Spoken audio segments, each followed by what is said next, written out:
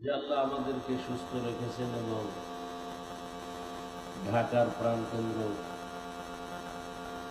ঐতিহাসিক দুধখোলা মাঠে বাংলাদেশ বিভাগীয় মুজাহিদ কমিটি আয়োজনে আজকে 3 দিন ব্যাপী ওয়াজ মাহফিল ও হালকা জিকিরের সমাপনী দিন। মোহতারাম সভাপতি, প্রধান অতিথি আমিরুল মুজাহিদিন হযরত পীর সাহেব হুজুর চরমনাই দামাত বারাকাতুহুম একটু আগে বয়ান করে গেলেন ডালখানগরের হযরত পীর সাহেব হুজুর দামাত বারাকাতুহুম। আরো অনেক উলামায়ে কেরাম গতকাল এবং তার আগের দিন নায়েবে আমিরুল মুজাহিদিন শাইখ চরমনাই দামাত বারাকাতুহুম সহ অনেক উলামায়ে কেরামের মজলিসে বসাটাই এক বরকত। কারণ কিয়ামত পর্যন্ত আর নবী পাবো না, সাহাবায়ে কেরাম আর পাবো না, বড় বড় আইম্মায়ে কেরাম আর পাবো না, আউলিয়ায়ে কেরাম যারা ছিলেন এদেরকেও পাবো না, যাদের চেহারা দেখলেই দিল পরিবর্তন হয়ে যাবে। কিয়ামত পর্যন্ত যারা থাকবেন একমাত্র উলামায়ে কেরাম। আবার এখানেও খুব সতর্ক যে উলামায়ে আহলে হক আবার একদল আছে উলামায়ে আহলে বাতিল। আহলে হক উলামায়ে কেরামের সান্নিধ্যে সময় কাটানো, কেউ বলছেন 100 বছর। হাকিমুল উম্মত মুজাদ্দিদুল মিল্লাত শাহ আশরাফ আলী থানভী রাহমাতুল্লাহ আলাইহি বলেছেন 1000 বছর থেকে উত্তম। কারণ এক একজন উলামায়ে আহলে হক একটা কষ্টি পাথর, তাদের সোহবতে বসলে নবীজি বলছেন মুর্দা দিন জিন্দা হয়ে যায়। কেমন জিন্দা? সূর্যের গরম তাপ পাইয়া জমিন যেমন শুকায়া ফাটল ধরে, চাষাবাদ চলে না, ফসল উৎপাদন হয় না, ওই জমিনে আল্লাহ রহমতের বৃষ্টি দিয়ে মুহূর্তের মধ্যে তাজা বানায় দেয়, চাষাবাদ চলে, ফসল উৎপাদন হয়। ঠিক দুনিয়ার রং তামাশার লোভে পড়িয়া গুনাহের মোহে পড়ে যাদের অন্তর ভেঙ্গে চুরি গুনার কারণে ফাটল ধরে গেছে, এখন আর নেক আমলের চাষ হয় না, নামাজ ভালো লাগে না, রোজা ভালো লাগে না, তিলাওয়াত ভালো লাগে না।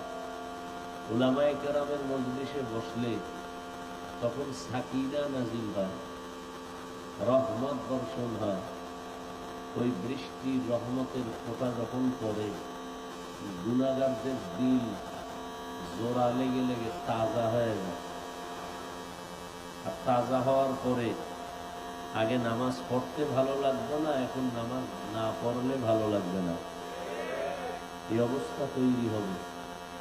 উলামায়ে কেরামের নেক নজর বড় দামি। আমি সংক্ষেপ সময়, এশার নামাজ খুব কাছাকাছি, অনেক হযরতরা বয়ান করবেন, শেষ আখিরি বয়ান করবেন হযরত পীর সাহেব হুজুর দামাত বারাকাতুহুম।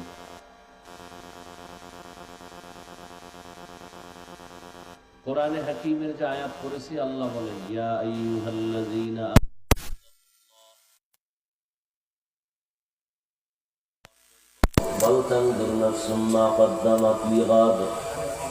তোমার সামনে একটা অনন্ত অসীম কাল আছে, জীবন আছে, ওই জীবনের জন্য কি অর্জন করেছো একটু হিসাব লইলাও, নজর দাও।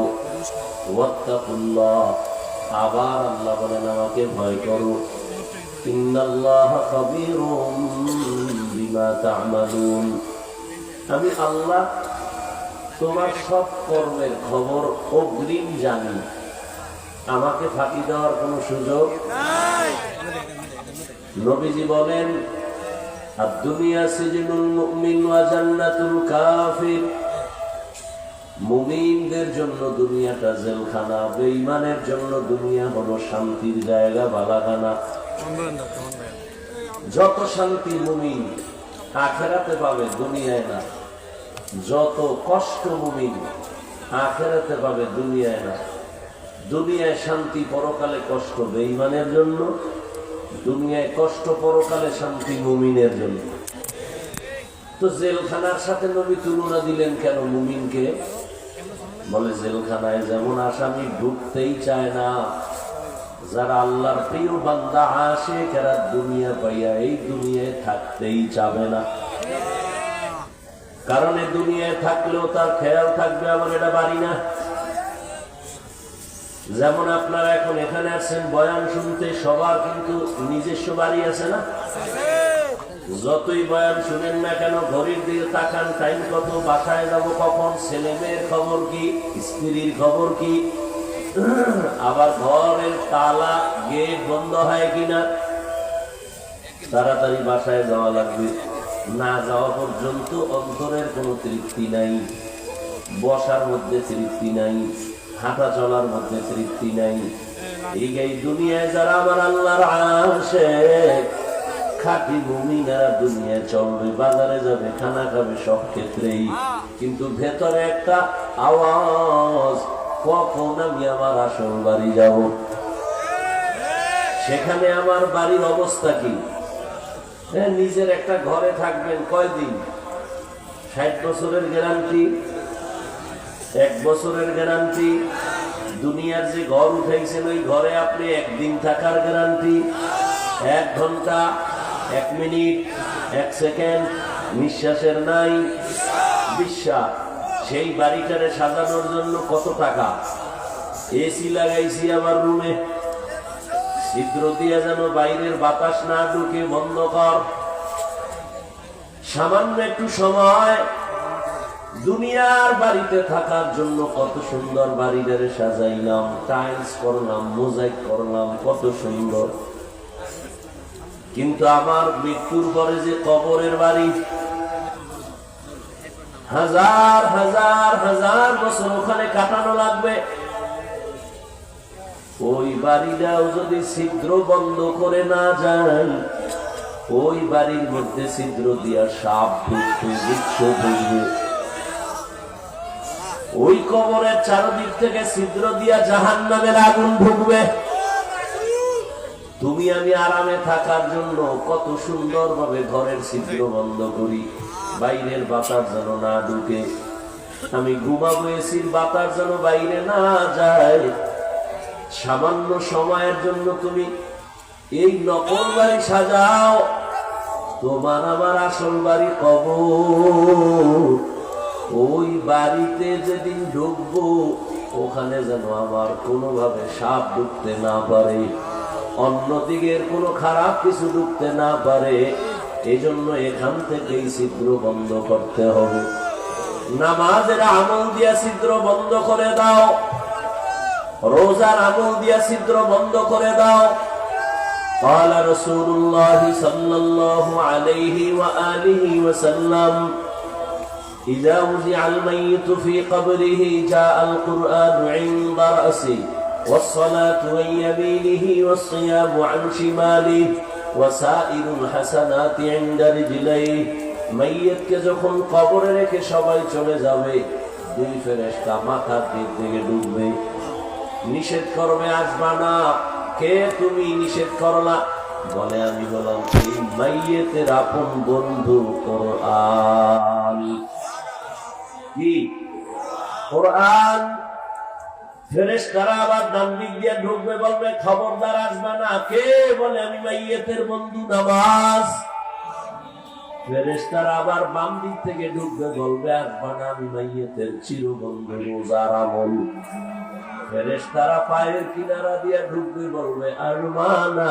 কে তুমি নিষেধ করলা? বলে মেসওয়াকের আমল, পাগড়ির আমল, দস্তরখানের আমল, জিকিরের আমল, তেলাওয়াতের আমল। ফেরেশতারা বলবে কি হালাত? আল্লাহ বলবেন এ তো আমার আশিক, এখানে আর ঢুকবা কি? ওর চারদিকে তো আমার আওয়াজ, আমার মুহাব্বতের কোরআন, আমার মুহাব্বতের নামাজ। এই নামাজ, রোজা, তেলাওয়াত কতক্ষণ থাকবা? বলে আমরা তারে এত ভালোবাসি, দুনিয়াতে থাইকাই কোরআন আমারে ভোলে নাই। নামাজের আযান হলে পাগলের মতো মসজিদে দৌড়ায় যাইত। মানুষ যখন ঘুমায় যায়, এই বান্দা নামাজের মুসাল্লায় দাঁড়ায় যাইত। গভীর রজনীতে আসমান ঘুমায়, জমিন ঘুমান্ত, পাখি ঘুমায়, মাছ ঘুমায়, জঙ্গলের প্রাণীরা ঘুমায়। এই বান্দা তখন যায় নামাজ বিছাইয়া আমি আল্লাহর মহব্বতে ডাকতো, নামাজে দাঁড়াইতো। এই বান্দা দুনিয়াতে আমাকে ভুলে নাই, আমরাও ভুলব না। কতক্ষণ থাকবো জানো? আমরা তাকে জান্নাতে ঢুকানো পর্যন্ত থাকবো। বেহেশত আযাকে আযারে নবাশদ কসে রাবা কসে কারে নবাশো। পরকালের জিন্দেগির জন্য কি হিসাব মিলাই নিলা, কি সঞ্চয় করলা? সকাল ৯টা-১০টার সময় বাবা সন্তানকে বলে বাজারে যাও, দুপুর বেলা ঘরে মেহমান আসবে, দুপুরে রান্না করার জন্য চাল, ডাল, মাছ, তরকারি নিয়ে আসো, টাকা নাও। সন্তান টাকা নিয়ে বাজারে গেল। 10টা-11টায় বাজারে গিয়া পকেট ভরা টাকা। বাজারে যাওয়ার পরে দেখে সুন্দর সুন্দর বিল্ডিং, রঙের বাতি জ্বলে, কোথাও আবার গান চলে, কোথাও নাচ গান চলে। রং তামাশার রং মহল দেখেও ধাঁধায় পড়ে গেছে। এখন এখানে খেলা চলে, ওখানে ক্যানভাসারের আওয়াজ, ওখানে সুন্দর বাতি জ্বলে। এগুলো হাঁটে আর দেখে এত সুন্দর বাড়ি, এত সুন্দর গাড়ি। দেখতে দেখতে দুপুরের সময় ঘনিয়ে যায়। হঠাৎ করে মনে পড়ছে আমার বাজারে তো বাবাই পাঠাইছে আবার তরকারি নেওয়ার জন্য।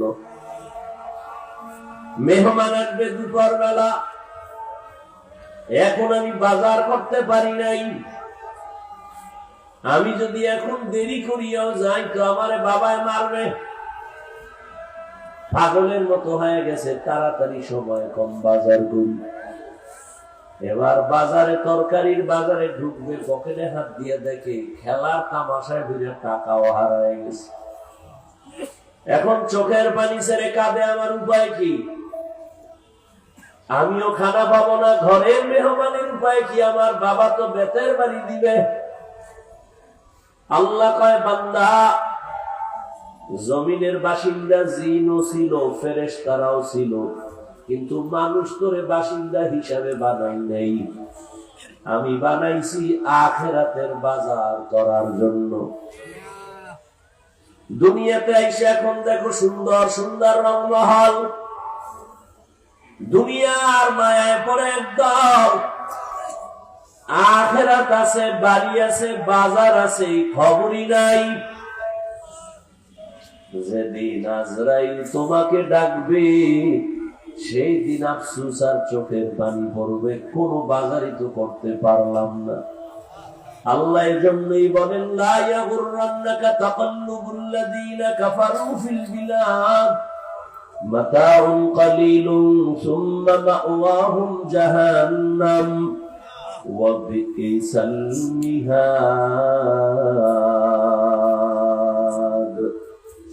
আল্লাহ বলেন, বেঈমান কাফেরের বানানো বাড়ি দ্বারা গুলশান দেখে পাগল হইও না, কারণ ওগুলো কিছুই না, স্বপ্নের মতো। চক্ষু বন্ধ হয়ে গেলে দেখবা কিছুই তোমার না, এগুলো সব কিছুই ফাঁকা। নবীজি কত বড় দামি, আল্লাহর মহব্বতের আশিক। তবে আমার নবী কেমন দামি! মুসা নবী আল্লাহর আশিক, ঈসা নবী আল্লাহর আশিক, ইব্রাহিম আল্লাহর আশিক, ইউসুফ নবী আল্লাহর আশিক, নূহ নবী আল্লাহর আশিক। আর আমার নবী কেমন নবী, যে নবী ব্যাপারে আল্লাহ বলেন, আমি আল্লাহ নিজে মুহাম্মদের আশিক। সেই নবীর কোন গুনাহ নাই। সেই রহমতের নবী যদি দোয়া করতেন, হে আল্লাহ, উহুদের পাহাড় তুমি স্বর্ণ বানায় দাও, সাথে সাথে স্বর্ণ হয়ে যাইত। নবী উল্টা দোয়া করে বলেন, হে মালিক, গরিবী হালাতে আমারে বাঁচাইও, গরিবী হালাতে মরণ দিও, কিয়ামতের দিন গরিবদের সাথে আমার হাসর করাইও। নবী বলেন, এই গরিবেরা, বড় লোকের বাড়ি গাড়ি দেখি আফসোস করিস না, এগুলোর কোনো ভ্যালু নাই। যদি আমার মহব্বত নিয়ে কবরে যাও, বড় লোকের 500 বছর আগে গরিবেরা জান্নাতে চলে যাইবা। ওই পরকাল জীবনের জন্য সম্বল সঞ্চয় করো, সময় নাই। চোখের সামনে দেখতে দেখতে কই আমার দাদা, কই আমার দাদি, কই আমার নানা, কই নানো, আমার আদরের কত মহাব্বতের বন্ধুরা কোথায় চলে গেল। কোন দিন যেন আমারও খাটিয়াটা রেডি হয়ে যায়। এরে আল্লাহর গোলাম, দুনিয়াটা কিছুই না, মুমিনের জন্য জেলখানা। জেলখানায় আসামি যেমন ঢুকতে চায় না, যারা আসল মুমিন তারা দুনিয়াকে আপন বানাবে না। ওরা দুনিয়ায় চলবে ঠিক, কিন্তু অন্তর থাকবে আখিরাতমুখী হইয়া। ওরা খানা খাবে, কিন্তু চিন্তা থাকবে মালিকের সম্পর্ক যেন দূরত্ব না হয়। খাইতে গেল আখিরাতের চিন্তা, ঘুমাইতে গেলে আখিরাতের চিন্তা, সর্বাবস্থা আখিরাত নিয়ে ভাববে। এ দুনিয়া কিছুই না, আমার আসল জীবন হবে আখিরাতের জীবন। নবীজি বলেন, আমার দাড়ি চুল সাদা হয় নাই শুধু মরণের চিন্তায়, আখিরাতের ফিকিরে। আমার অল্প কয়েকটা চুল দাড়ি সাদা হয়েছে শুধু কবরের চিন্তা, মরণের চিন্তা। আর আমাদের তো মরণের কোনো চিন্তাই নাই। আর এই মরণের চিন্তা ঢুকানোর জন্যই তো আল্লাহ ওয়ালাদের সোহবত আর নেক নজর। এই মজলিস গুলোতে বসলে মানুষের অন্তর সোজা হয়, আখিরাত মুখী হয়। যারা দুনিয়া দুনিয়া দুনিয়া দুনিয়া হয়, পাগলের মতো দৌড়ায়, নামাজে দাঁড়াইয়াও দুনিয়া। এরা চায় কি? বলে এরা দুইটা জিনিস চায়, শান্তির জীবন আর সম্মানের চেয়ার। কিন্তু খুঁজা দেখেন, যারা দুনিয়া দুনিয়া করে দৌড়ায়, শান্তিও নাই, সম্মানও নাই। 10 তলা বিল্ডিং উঠাইছে, কি লাভ হবে বাহাদুরি করে, যদি বিল্ডিং থুইয়া জঙ্গলে ঘুমানো লাগে। কোটি কোটি টাকা ব্যাংকে রেখে বাহাদুরি করে কি লাভ, যদি ওই টাকা তার বংশে কেউ ভোগ করতে না পারে। এর থেকে তো খেরের ঘর ভালো, টিনের ঘর ভালো। এই মুশটাই তো বলকের বাচ্চা ইব্রাহিম ইবনে আদহাম পেয়ে গেল। ইব্রাহিম ইবনে আদহাম চিন্তা করে, আরে আমার আদারে বলকের এলাকার মানুষ উঠে আর বসে, কিন্তু প্রতিদিন সকাল বেলা একটা সূর্য উঠিয়া পশ্চিম অস্ত যায়, এটা তো আমার অর্ডারে চলে না। তাহলে যার পিছনে যার অর্ডার চলে তিনি তো আরো বড় বাচ্চা। তারে যে আমি চিনি না, আমি এখনো তো আসল জ্ঞানী হতে পারি নাই।